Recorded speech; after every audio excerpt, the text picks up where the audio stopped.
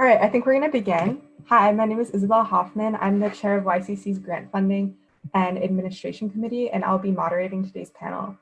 Thank you all for joining us today. For those of you who don't know, Youth Creating Change is a social justice incubator that provides student activists with grant funding, grassroots organizer training, and mentorship. Over the past 2 years, we've supported over 45 unique social justice initiatives, held over a dozen organizer trainings, and we've administered $8,000 in grant funding. This is our second of 3 virtual panels that are a part of our virtual social change conference, because obviously we can't do it in person this year. Starting on Monday, we will be publicizing the work of each of our YCC fellow projects. Today's panel is focused on organizations that are empowering marginalized social groups through education, advocacy, and community building. We will be featuring 5 groups: MoCo Empower Her, MoCo Pride, Valentia, the DMV Immigration Project, and Albert Einstein's Black Student Union. But before we allow our panelists to give their initial presentations, I'd like to introduce our facilitator, Dr. Pollard, the president of Montgomery College. Starting in 2010, Dr. Pollard has been a leader in Montgomery County, partnering with Montgomery County Public Schools to create the Achieving Collegiate Excellence and Success program, which was designed to help disadvantaged students transition from high school to college completion. She was recently named one of Washington's 100 most influential women by Washingtonian magazine.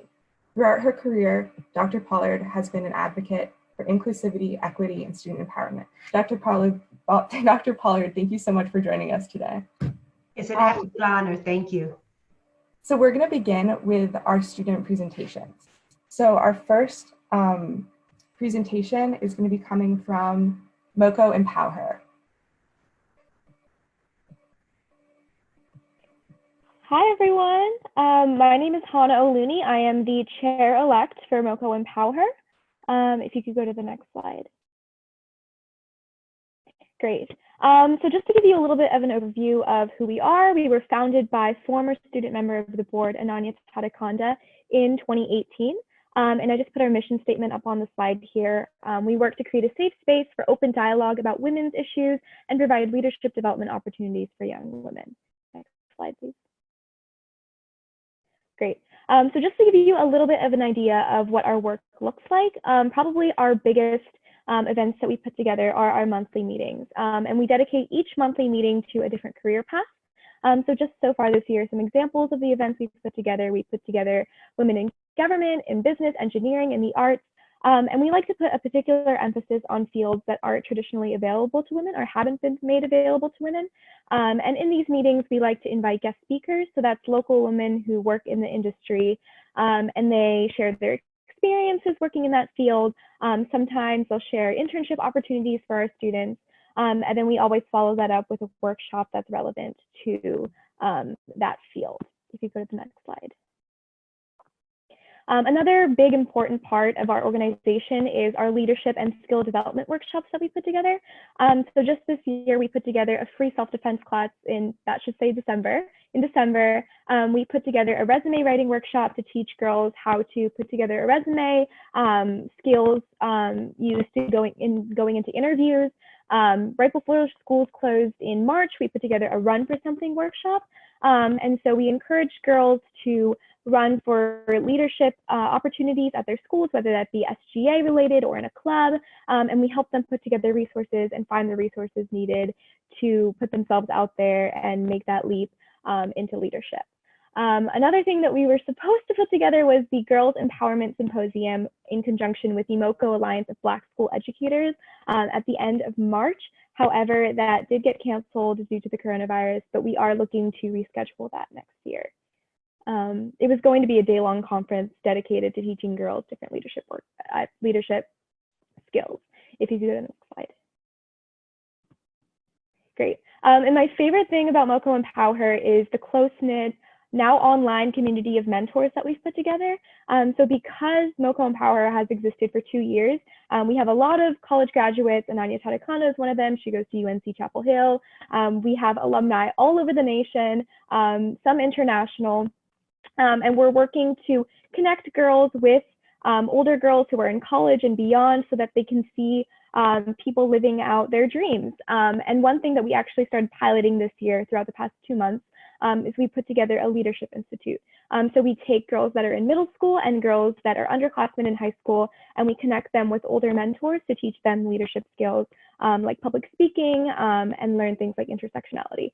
I know I'm running short on time, so if you could actually skip the next slide and head to the last one. Great.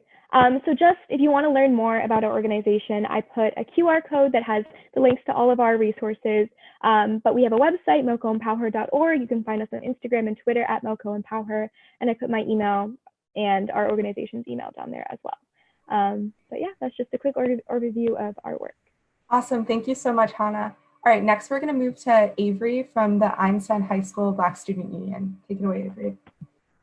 Hi everybody, I'm Avery representing Einstein's Black Student Union, and I'm just going to give you guys a quick overview of our work and how we're furthering social empowerment.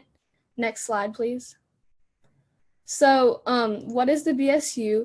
What we do is we create a strong support network internally while also advocating for ourselves externally. So in order to have this strong support network, we facilitate discussions, we host community events, we have service projects, which unfortunately were cut because of the coronavirus, but we're hoping to do that next year. And as I said, we advocate for ourselves. Next slide. The BSU combats a myriad of issues. The main thing is we create like a strong support network within the school, which is so important to have like lots of entertainment and like participation in school. We advocate for ourselves, which is so important because as we know, students are the main stakeholders in education, but oftentimes they aren't at the forefront of those conversations, especially not marginalized communities. And we also help to combat the lack of civic engagement among Black students. We do this by talking about the issues of our day, which gets students more involved politically. And as you can see here, we had a discussion with police officers in our community. And it also just helps students get more involved in the community at Einstein. Next slide.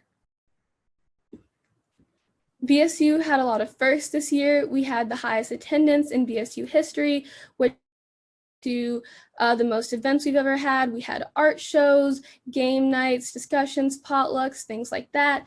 We had the first Know Your Rights event, which was featured in the last slide, where we had a discussion with police officers about your rights and what to do if you're stopped by the police. We had our first mental health event, which was so important because there's so much stigma around it, especially in the Black community. And one of the things that I'm most proud of, we sat down with the administration to talk about how we could combat the achievement gap and the discipline disparity. And the principal actually gave us a grant to create a minority scholars program. Sorry, I know I'm running short on time. We spoke with them about restorative justice trainings for teachers, which was in the works before coronavirus, and we partnered with all these other groups. Next slide. And just the bigger picture is to create a more supportive environment, equitable environment for all students of color. Next slide. And if you want to contact us, you want to learn more about our work or how you can start similar initiatives at your school, you can follow us on Instagram and feel free to email me. Thanks. Great, thank you, Avery. And I just have a quick comment before we move on to Uma from Moco Pride. So if you're watching the panel right now, there's a Q&A box on the bottom of your screen. And if you have questions for any of the panelists or for Dr. Pollard, we're going to be doing a Q&A session at the end. So just if you have any questions during the panel, just feel free to write them in and we'll address them later. Thank you. So up next, we have Uma from Moco Pride. Thank you, Isabel. Yeah, so I'm Uma. I'm the founder and president of Moco Pride, which is Montgomery County's Association of LGBTQ+ students. Could I have the next slide? Great. So our mission is to be broken down into 3 tiers of advocacy, community, and connection. And so we create connections between LGBTQ+ student voices and decision makers, both in legislation and also in school systems. We create safe spaces for youth expression and cultural education about the LGBTQ community. And then we also connect youth with resources and student supports if they are LGBTQ+ and need more support from MCPS. Next slide, please. And so this was our first year and we've already had a lot of great successes. So we partnered with MCPS to create the country's first standardized LGBTQ+ studies course available for high schoolers. And so we are one of the partner writers on that, and we were active in a lot of the advocacy for that course. We've also held GSA trainings to help school-based LGBTQ plus clubs know how to become small-scale advocates. We've partnered with the MCPS athletics department to look over their anti-bias trainings and to make sure they're LGBTQ plus and trans student inclusive. We've also done testimony in support of LGBTQ plus inclusive menstrual justice and trans student rights at the state level. And we've also done work making sure that students can lead workshops at the annual LGBTQ plus forum that MCPS runs, which got canceled this year, unfortunately, but it was still a great opportunity and we're excited to do it in the future. And we also had an advocacy day at the Maryland State House where we met with representatives to talk about the need for more LGBTQ plus legal protections. Next slide, please. So then some of our current projects, because we're still up and running during COVID-19, we're compiling a website with LGBTQ plus student resources and curriculum information. We have a program called MoCo Pride Still Out But Inside, pun completely intended, where students can take part in different events that create a safe space virtually for students who might be at risk at home. So we have an LGBTQ plus book club, mental health information and services available, where we partnered with the Department of School Psychology at MCPS to make mental health services more accessible. Next slide, please. Our 2020 priorities that we're continuing to see are intersectional curriculum change, transgender and gender fluid student protection at the state level, which we've advocated for, and changes to the anti-bias training that MCPS staff receive. Next slide, please. Where you can find us. So we are available. Our email is mocolgbtqassociation@gmail.com. That should be an I instead of an O there. Social media is at Moco Pride. In the next week or so, mocopride.com will also be up to contact, and there will be a contact link there too. And then there are also some stories linked here about our work both in Bethesda Magazine and in the national LGBTQ podcast Pridecast. Thank you. Awesome, thank you, Uma. So next we have Eduardo from Valentia. Go ahead. Hello, I'm Eduardo. I am the co-founder of the Volunteer Mentorship Program, which is for ESOL students and is currently based in Sligo Middle School. Next slide, please. So before we go on, I want to tell you guys that volunteer means courage in Spanish, and that's basically the whole point of our mentorship program. We want to make sure that the students who we mentor, which are recently arrived students, know that they have courage within themselves as they took the steps to come to the United States to have a better life. Next slide, please. And so what incited our cause? Well, we observed that there was a lack of minority students in higher level classes at Einstein. I'm part of the IB diploma program at Einstein, and I've observed that within my class, I was the only Latino taking part of the program. Personally, I've also experienced to be disappointed to be from an underdeveloped country. And I think that that's something that should never be felt by anybody. And rather, what we want to accomplish is that the students may feel proud to be from where they're from, to be multicultural. And this stems from a lack of inclusivity in of recently arrived students by the general student population in terms of extracurricular activities, in terms of school events and any other thing. Next slide, please. And so what we decided to do is to partner up with Sligo Middle School to work with ESOL students by academically tutoring them one-on-one, and also taking part in these things called volunteer activities, which I'll explain in the next slide. And so this is a picture of some of the activities that we would do. We would, on one end, we could have soccer, which was one of the kids' favorites. We could have team debates. We had a lot of team building activities, such as creating marshmallow wars, empowering things such as giving thanks to our sponsor, which a lot of kids consider to be their mom. Next slide, please. And so we do this to support the ESOL department within the school, which is severely understaffed. Before Volunteer started, it was that sponsor that the kids consider their mom having to help out all those kids. And then we also do this because it gives the students who may be struggling in school the resources that they need to be successful and to build those skills to be to have an easier transition into high school.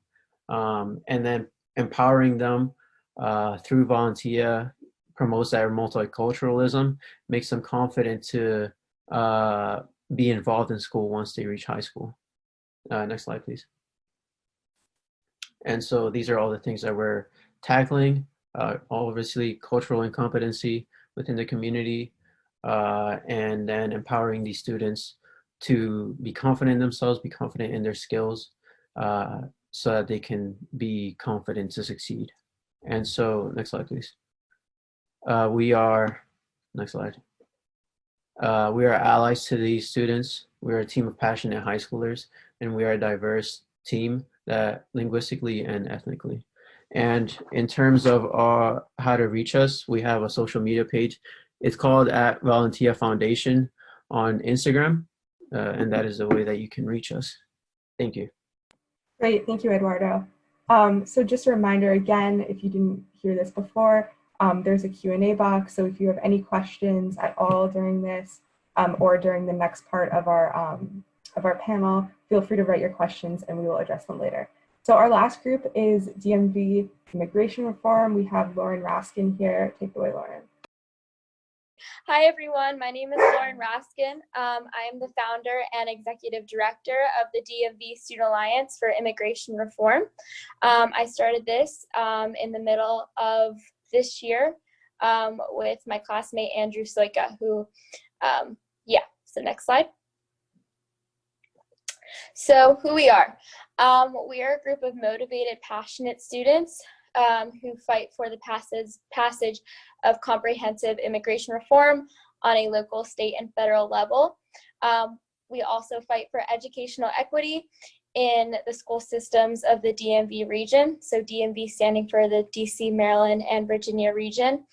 Although we are a fairly new organization, we have grown exponentially in the past couple months. We now have about 20 chapters in Maryland schools, about 3 in DC schools, and 1 in a Virginia school. And we're hoping to continue growing to over 50 chapters in the DMV region. We are partnered with Casa de Maryland, the NAACP, the Black and Brown Coalition, the ACLU, and more. So next slide. So why we started. So both myself and the co-founder are minority students. And as we were watching everything unfold, especially with the current administration and his anti-immigration policies, for lack of a better word, we were a bit horrified at the lack of media attention. And this is partly due to how stigmatizing of a topic this is. You're either incredibly passionate about making change in immigration policy, or you're very passionate about keeping it the way it is and limiting the flow of immigrants into this country. So we wanted to start an organization that really speaks to what the students feel. And from what we've observed, the students feel very passionate that immigrants deserve a voice in this country, as does everyone else. So next slide. So our accomplishments, as said before, we've partnered with the Black and Brown Educational Equity and Excellence Coalition. Both myself and Andrew serve as board members on that coalition. We fight for, as well as the rest of our group, educational equity in Montgomery County Public Schools. The inequity in these schools have definitely been exacerbated by COVID-19, and so that has been one of our greatest priorities. We are on the team for recovery, ensuring that Montgomery County, as they proceed to recover from COVID-19, make sure that no students, especially minority students, are left behind. So we're fighting for an extended school year, extended school day, whatever it will take to make sure that no students are left behind. We've also filed written and oral testimony to the county council to address housing, food, and other insecurities that much often plague immigrant families as opposed to everyone else. We've done advocacy work with Casa de Maryland, fighting for the passage of the Maryland Trust Act, the Dignity Not Detention Act, etc. We're also working with the NAACP to host a Know Your Rights seminar, which will essentially teach undocumented individuals what to do in the case of an illegal arrest where ICE does and does not have jurisdiction, etc. This is scheduled sometime in September or August. Next slide. So our broad goals. So one of the biggest projects we're working on right now, just to give a little background. So the United States Department of Education recently announced that DACA students are not eligible for aid under the CARES stimulus package. This is detrimental to both DACA students and really the overall integrity of our education college system. And so we've partnered with student advocacy groups across the nation, the most significant one being Harvard Law, or Harvard Immigration Law, excuse me, to raise money for these DACA students. So we have a pretty high goal of $100,000 that we're trying to raise just to compensate for where the federal government has failed them. Another goal that we're working on is filing for 501c3 status. So that would essentially make us a nonprofit organization. And finally, we are preparing for the next Maryland General Assembly session. I believe that they are going to do a special session sometime in June. So we are quickly preparing for that to hopefully present testimony in favor of the Maryland Trust Act. So next slide. How you can contact us. We're always looking for new members, and we're always looking for members to start chapters at their schools. So my phone number is up there, as well as Andrew's, and so are our emails. So please feel free to contact us at any time if you have a passion for fighting for immigrants. Thank you. Great, thank you so much, Lauren, and thank you to all the panelists for presenting your projects. So next we're going to move into the conversation with Dr. Pollard. So Dr. Pollard, I'm going to turn it over to you. For those of you who missed the introduction part of this session, Dr. Pollard is the president of Montgomery College, and she has been an activist for student empowerment and equity throughout her career. So take it away, Dr. Pollard. Thank you, Isabel. And let me just tell you again how completely in awe I stand of you all as I share with you when we had our little practice run. You all give me so much hope for the future, and not even just the future, the present. Mahatma Gandhi inspired quote about be the change. You all are doing that each and every day. So congratulations to you on this project. As I listened to your projects, one of the things that easily came to mind is how you want to engage your fellow students to really create more inclusive and just environments within your social groups. Talk to me a little bit about what your aspirations or intent might be in this space. And would it help if I call on you just to, so we can facilitate with time? I'll choose Hannah since you went first. Sure. So one really big thing that we believe within MoCo Empower is that inclusive behavior can only come from being aware of the biases that you already have. So I mentioned this a little bit in my presentation, but MoCo Empower, we spend a lot of time hosting workshops, especially on the skills of implicit bias, understanding it, understanding your specific implicit biases, intersectionality. We just hosted a meeting on intersectionality online last week, understanding the different forms, the different identities that you have, and the compounding forms of discrimination that each one of us faces. And actually next week we're hosting a workshop on sexism and language. But just understanding how institutionalized and ingrained into the entire system discrimination oftentimes is, especially with sexism, and being aware of those biases is definitely something that we like to promote through education in our organization. Yeah, it's so powerful. Before you can drive any type of cultural or even societal change, you got to know where you sit in that. Exactly. I think that's a very powerful observation. Let me ask you, Eduardo, when it comes to marginalized groups that your particular project advocates for, immigrants who are learning English and they are trying, I love what's powerful about building self-confidence and their awareness. What are some of the toughest challenges that you had to overcome during your pursuit of equity and tolerance within the environments that you work?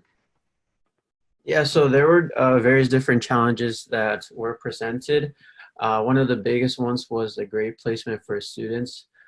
We had to work with a lot of students who didn't even know how to read or write, and they were placed in middle school. And so they were expected to complete assignments that were beyond their capabilities and required our attention all the time in order to be completed. And other students in contrast, we're way ahead of the curve, but we're stuck doing assignments that were easier for their capabilities. And so I think that all stems from a lack of professional help to deal with the students.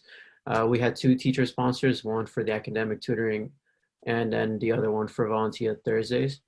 But then with that being said, a lot of the kids that didn't know English well were stuck in their assignments. And so that was one of the bigger issues presented, that a lot of kids weren't placed in the right levels, and that created a challenge for them.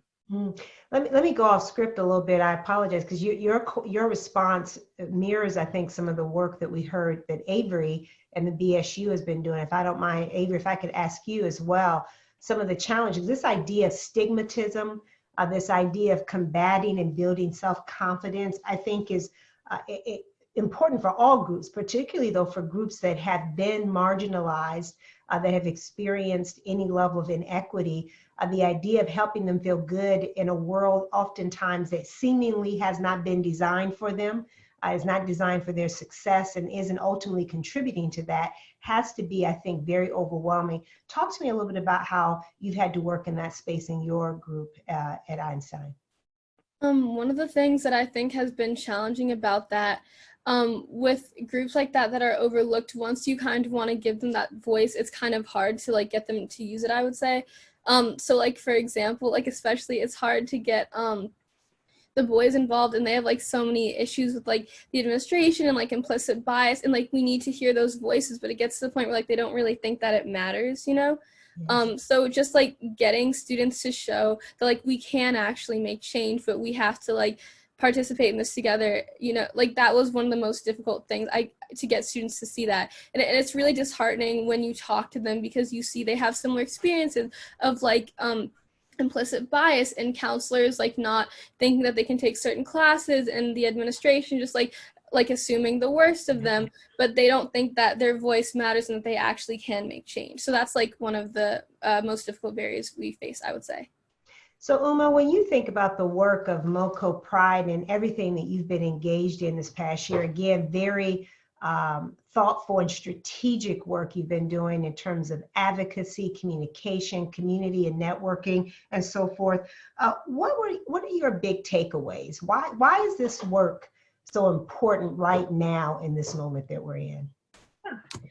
I think for me, what we really, and my entire team has realized, is that people are not badly intentioned about LGBTQ plus justice so much at the time, but often people don't have the education or the words necessary to describe justice and describe aspects of identity that they don't know.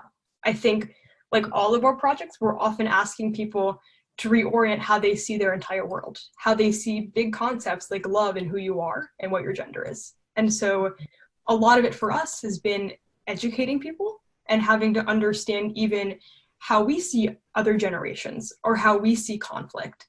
And then also grow from that in ways with both our legislators, with teachers, with staff at MCPS, and find ways to comprehensively work together to make sure that we have orientations that can understand each other and that can grow and help all of our students. That's such a profound observation for me, that you do not assume malintention. I mean, that is very profound, because it's very hard when you are on the receiving end of injustice not to understand how someone else is not able to see your humanity and not understand what your needs are. So Lauren, when you think about this and the work that you're doing with your group, which I think is tremendously powerful and obviously so timely, what's the biggest change that you like to see in our community in order to better align with your organization's values? Well, really just to put it simply, understanding. And I feel like so often we find ourselves talking to people and we think to ourselves, well, how do they think that way? Why are they saying such racist, awful, xenophobic things? And then you realize it's not, sometimes it's not out of hatred, it's out of ignorance. And so that's basically one of our biggest goals, is just destigmatizing the topic of immigration and just undocumented individuals as a whole. We're trying to illustrate to people that they're humans too, and we're trying to bring back the concept of humanity into something that is so politically polarizing. We have to remember that these people are coming here just to get a better life, just to flee incredibly dangerous circumstances. They have no choice. And then we also have to understand the flaws of our naturalization system, because I so often hear, well, why can't they just come here legally? Well, it's a lot harder than just coming here legally. In some cases, the minimum could be 20 years of just waiting to get papers. And meanwhile, you're in a country where you're in constant danger. So really just educating people, trying to appeal to their sense of empathy, to their sense of humanity. And I think once that's established, people are much more understanding of what we're trying to do, and they're even willing to help us try to do that. So. Thank you, Lauren. I want to make sure I'm respectful of time. So Isabel, make sure you give me the cutoff sign, because I got 2 more questions I want to ask you all very quickly. And the first one is I want to ask you all about elected officials. Each of you, in order to really drive this type of societal change, you talked about the inner work that we have to do as individuals. You talked about the group work that has to happen. But at the end of the day, we need difference in policy that's going to hopefully drive a new reality. So I want to ask you this next question is, what do you want or need from our elected officials? One thing that you think that they could be doing to really help bring forth the types of societal changes that you see are important for the groups that you asked. Very quick response, I know, because of time, and because I have one last question, it's very quick based on something somebody said. Yes, Eduardo. I think something that can be realistically done.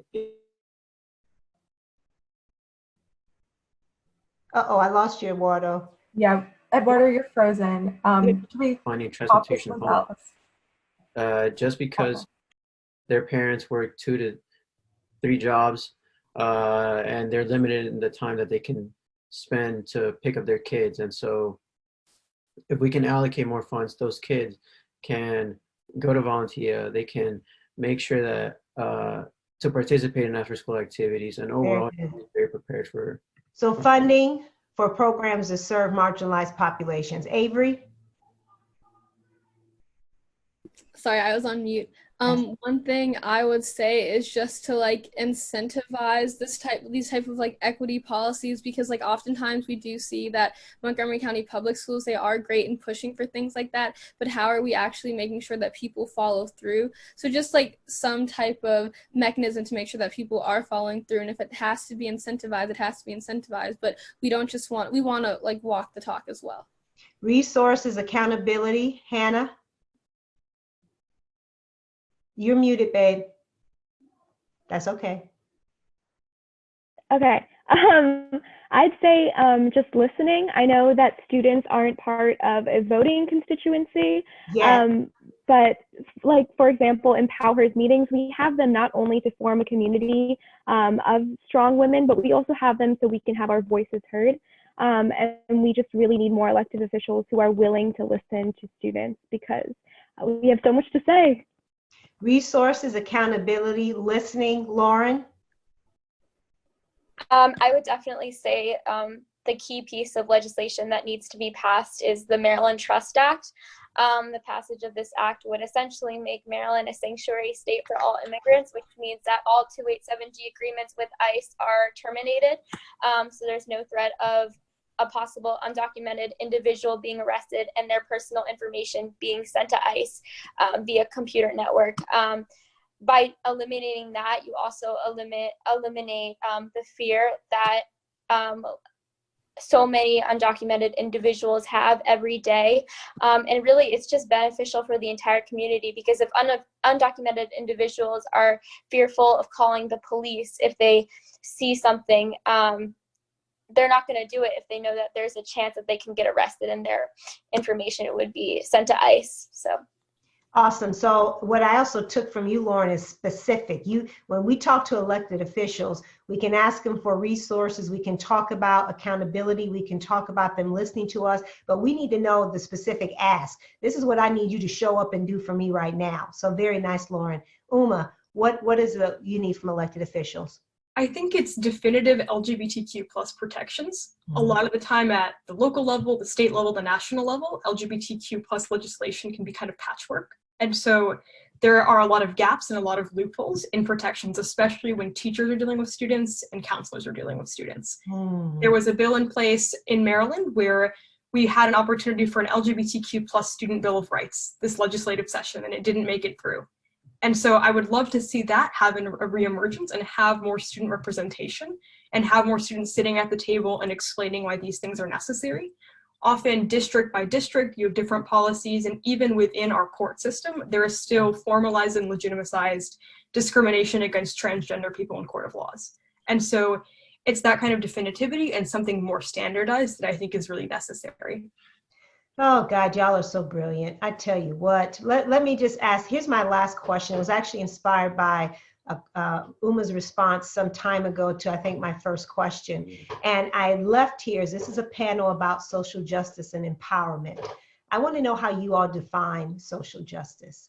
So you get 10 seconds. Think about it for a few seconds here and tell me how you define social justice. And that will take us into hearing from you all's questions and then your guests who are all of the attendees who are in this space. Who'd like to go first? I won't call on you. Go ahead, Uma. I think social justice for me is having spaces for people to talk about their own needs and having those needs understood and met. I hope we got to record this. This is good stuff. Hannah, I know I saw you throw your hand up real quick. Go ahead. Yeah, I'd say social justice is just equity, making sure we correct the injustices that have been done to so many marginalized populations, not only in the US, but across the world. That's about equity. So. Wow. Eduardo. Yeah, to add on, I think social justice is having an open mind and being fair. Fair, very nice. Avery.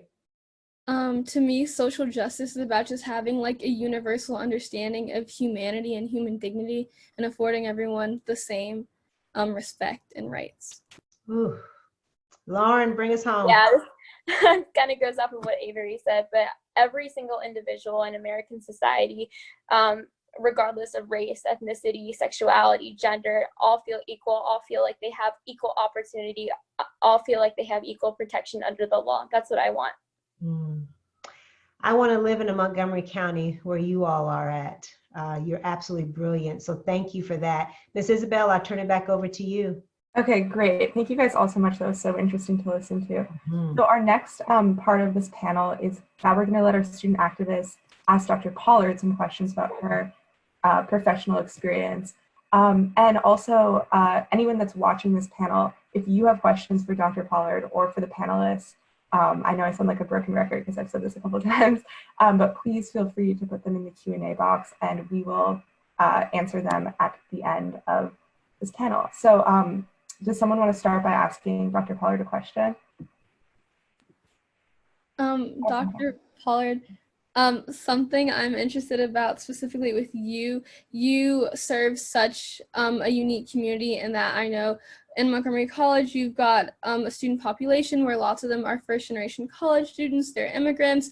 They were ESOL students when they were like in high school and throughout like their like public school experience. So just like, how do you meet the needs of like that specific community? Thank you, Avery. That's a really profound question because it actually echoes something that several of you talked about in your comments here today about intersectionality. The reality is that I believe Montgomery College is the intersection of who Montgomery County is and is becoming. Very few of us show up in one space as one thing. I sit before you as a Black woman who grew up in poverty, who is married to a woman who's parenting a little boy who's an adopted parent, who was also healed by mothering, and because my mother died and I was young. So there's a whole multi-dimensional part of who I am. And I think therefore how I choose to lead within the organization that are in is that I want every student to be able to show up in that space as who they are, be able to find resources and support for them. And going to something that many of you said is if they are not experiencing equity within our organization, that they have a pathway to let people know that. So we really work hard on that. So there's a plethora of student organizations. We engage in rigorous professional development because I have an expectation that everyone who works there believes in the idea that every student has the ability to thrive. And that's our job, to meet them where they are, regardless if they are the 18-year-old who's a recent high school graduate, or if they're the 56-year-old who has just lost his or her job and is trying to find a new career, or the 80-year-old who's going to Italy next year and decides they want to come and learn Italian. We're there for everyone and to meet them where they are. Great question. All right, so does another one of our panelists want to ask Dr. Pollard a question? If not, I can ask. Oh, yeah, Eduardo, go ahead. You were crucial in the creation of the ACES program, and I know a lot of my friends take part in the ACES program and have been greatly impacted by it. I just want to ask if you have any advice on how you made ACES so effective, and any like key things that you want to talk about that. Thank you, Eduardo. I'll tell you a couple things about ACES. I was an ACES student before we had ACES. I was a first generation college student who barely went to college because my father didn't want to fill out my FAFSA form because he didn't want to tell me that he had raised my family that year on $18,000. And I didn't understand what the problem was with that. I was a smart girl. I was in a gifted program for high school, but I didn't know what my pathway to college would look like. I never wanted another student to have that experience. So deliberately, when we looked at crafting an ACES program, then Superintendent Josh Starr and I sat down and we said, what would that look like? And our colleague, Stu Edelstein, who had been at the University of Shady Grove Executive Director, took us to look at a couple of models of programs, and we redesigned that to be something at Montgomery County.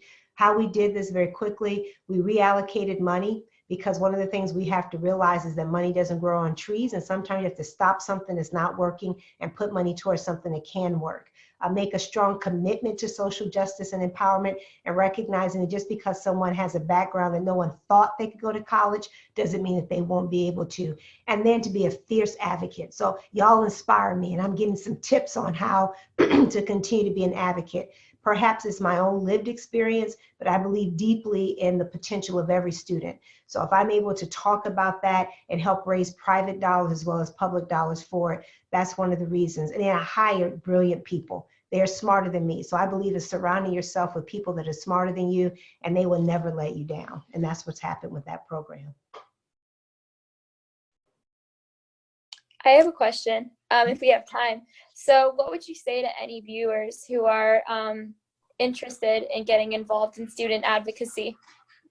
I would tell them, start where your passions are. I think oftentimes, as listening to each of you, I suspect that, and you actually talked about that in your stories, almost each of you, how you created the entity that you've created or been a part of. You started with something close to home. So it's very easy to have passion and commitment to things that touch you personally. So find something that resonates with you, that speaks to your spirit, and then find other like-minded people. The other thing that I would also say is that also have a few naysayers around you, because I think oftentimes we forget that naysayers make us stronger. They remind us about the things we forgot. They help us build our arguments more effectively. And do not be afraid to get involved. One of the things your generation is teaching us is that we often thought that it would be until you got to college or afterwards where you could change the world. That is not the case at all. When you look at the young people, and I think I would market those young people that were struck by violence in Florida when their school was gunned down. They have changed the whole vernacular around violence in schools and about agency. And I think so one of you mentioned, I think Hannah, you said, just because we're not voters, and I said, yet, you all will be as high school students voters. You know what? I tell people all the time, remind them about who you are. They may not see you coming, but remind them about who you are. So I would tell people, Lauren, to get active, find a group of people, speak to your passion, and work doggedly to bring it to fruition. I have a quick question if we have time. So you inspired me a little bit by your elected officials question, but I took it a little bit differently of, if there was one thing that if you told every Montgomery County resident to do it, they would automatically do it, what would it be? What would you want every single person here to do? That's a really great question, because two things pop to mind. One is vote. because I think that regardless of, while I want you to vote one way, I can't be that presumptive or arrogant to think that there's only one way of seeing the world. So I would say vote. I don't understand why we don't make voting day a national holiday, but that's a whole nother conversation. So election day rather, not voting day. So that would be one thing. The other thing is, and maybe it's odd, but kind of going to the last question that Lauren asked, find something you feel passionate about and work for it. You know, a lot of us are now, because of social media, we become these armchair commentators. So we think we're an activist because you post something on social media. You think you're an activist because you retweet somebody that said, that don't make you an activist, that just makes you a publicity person. So do something, you know, be that change. Don't just sit there and say, oh, I follow this person, I'm down with their cause, and you know, we in this together. You ain't in nothing if you're not doing nothing. So find something you're willing to do something about and then get actively engaged. That's what I want our elected officials to do. Listen to the people who have something they want to do and get behind them. Hold them accountable, give them resources, listen to them, give them opportunities. That's what it's about. That was a long answer, but you got me fired up, Uma. Thank you. It's a great answer. Isabel, do you want to hit Hannah had let's let Hannah ask her question, and then we can do the Q&A. But Hannah, do you mind keeping it short, please? Oh, yeah, sure. I mean, this is just going to be a little bit of a personal question, but we never got a biography from you, so I was wondering how you got yourself to this position and maybe some of the difficulties that you faced. So I'll be real brief because the question is long, but the answer would be long. So let me just say, I grew up in a family who believed in education. I had a group of community people who believed that. My mother died when I was very young. So as a result of that, I had all these other mothers and these other fathers who helped raise me. I went to college, almost flunked out a couple times because I was a social animal and didn't know how to study, but I was a brilliant girl and got through that. I had mentors, and I would tell you the thing that has defined how I have gotten to this spot is I'm a hard worker. Not too many people are going to outwork me, and I know how to hustle. So they aren't going to out hustle me. But the other part is I know how to find a group of people who nurture me. And I have been blessed to be surrounded by people who said, and I loved your presentation. You talked about bringing in folks to come in and talk and tell those stories and to serve as mentors. I do a lot of that because I remember what it was like. So I think that's, to me, very important. And sometimes offline, I tell you my whole story and it might make you blush a couple times. Come to one of our meetings. I would welcome that. Awesome. Dr. Pollard, you're so inspiring. And I think everyone is just so excited to have you here today. And it's just great to see you connecting with the YCC fellows. So now we're going to move into the final section of our panel, and we're going to answer some questions from the audience. So our first question comes from Olivia, and she asks, do you feel that Montgomery County is becoming more inclusive and accepting of the social groups we're working to empower? Do you feel like activism has helped change? How has YCC helped you grow your efforts?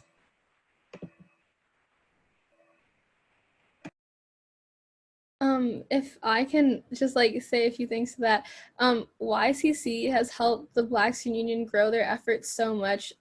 I think oftentimes school groups tend to be kind of insular and just be a school group.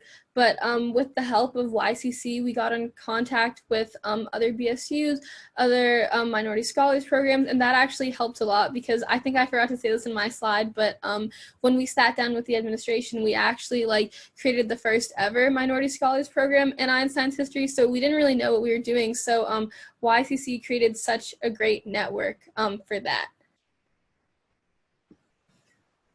Yeah, if I can answer the first part of Olivia's question, do you feel that Montgomery County is becoming more inclusive and accepting of the social groups you're working to empower? I think, I said empower there, I meant empower, sorry. I think that one thing that really unifies all the causes and issues that we're working here today is that these are all issues that make people really uncomfortable to talk about, race, gender, sexuality. Throughout the nation and throughout the world, these aren't topics that are easy to talk about for a lot of people. But I think that one thing that the education system in Montgomery County has started to become really good about, and through the work of a lot of student activists especially, is creating spaces to have those conversations at a really early age, starting in middle school and high school, so that when we go out into the real world, we're ready to have those conversations and we're not shying away from them. And I think a big part of that is the work that we're doing in these organizations. And I'm so sorry, but I actually have an event to go to with my organization, so I'm going to slip out now. But thank you so much for this panel, Dr. Pollard. I really enjoyed talking to you. This was an incredible event. Thank you so much for joining us.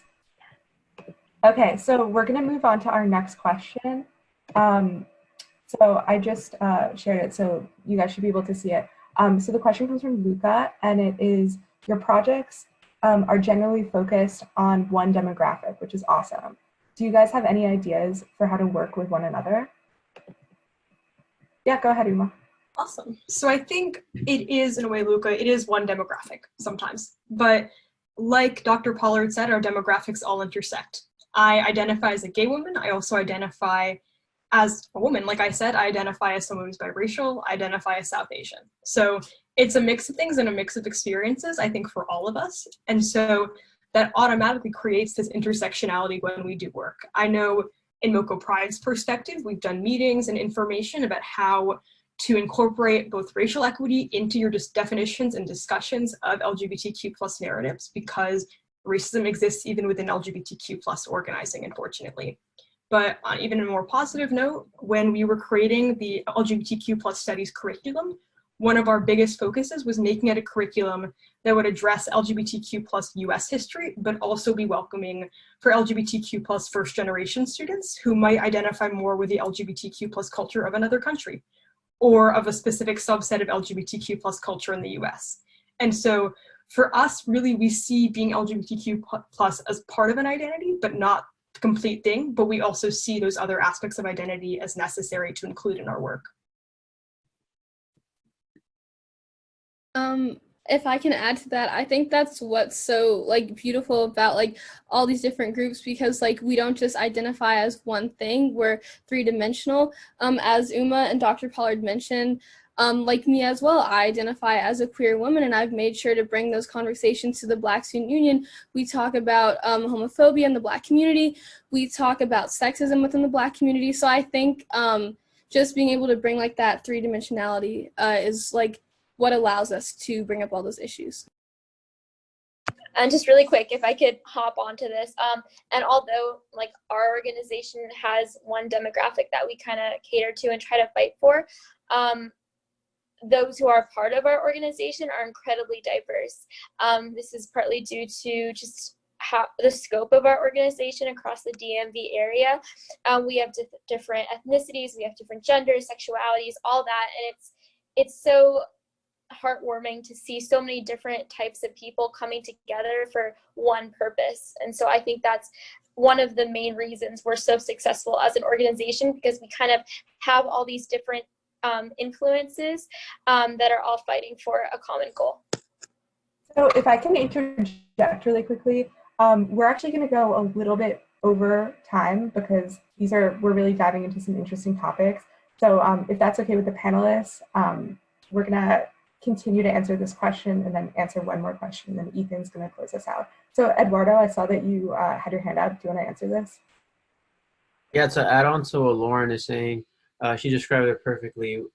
Volunteer really tries to have a diverse team of mentors, and one of the experiences from last year's mentors, who is not Latino, we had a white mentor.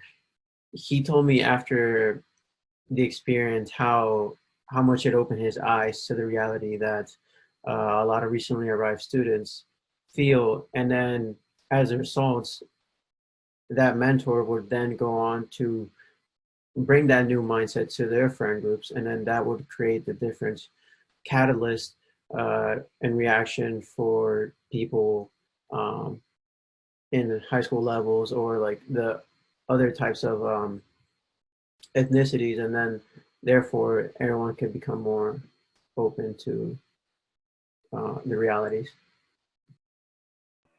Great. So we have one more question. It comes from Ellen, and she asks, are you planning to change your organization to work remotely in light of the pandemic? Or what steps have you already taken to continue your organization's work remotely? I can take that. So we've definitely had to adjust quite a bit.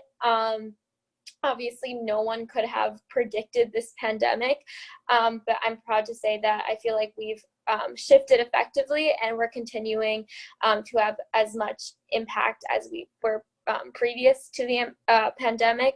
So we've been using social media a lot. We've been also taking this time to grow our organization.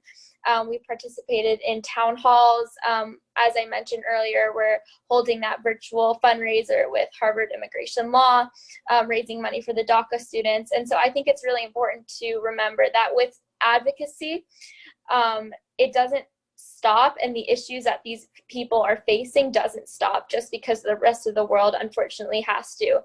And I feel like that's especially prevalent in the fact that prior inequities are being exacerbated. So not only are they continuing, but they're getting much worse in our educational system.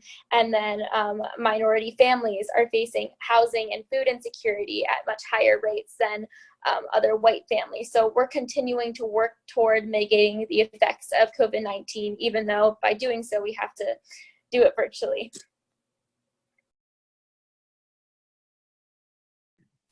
Yeah, I think for us, there was definitely a really quick realization that it's necessary to continue this work. It's even more important right now. We have so many students, especially even in Montgomery County, who are not, unfortunately, are not in supportive home environments when it comes to being LGBTQ, and really see school as a place to express themselves and as a safe space. And so our number one priority has been to make sure that students are getting adequate mental health supports continuously, and are also still getting opportunities to have a safe space, even if it's virtually. And so we've hosted a variety of events, both social in terms of making sure there's still LGBTQ plus community, and also informative. So like I think I said earlier, we partnered with MCPS's Department of School Psychology to make sure that they could give a presentation to students about opportunities for mental health support during this time and all the resources offered for mental health during the COVID-19 pandemic. And so as we're moving forward, we're looking at options for Pride, which is normally such a big part of the LGBTQ plus justice movement. And we're looking at ways of transitioning that online, both to be social, but also still activists during this time.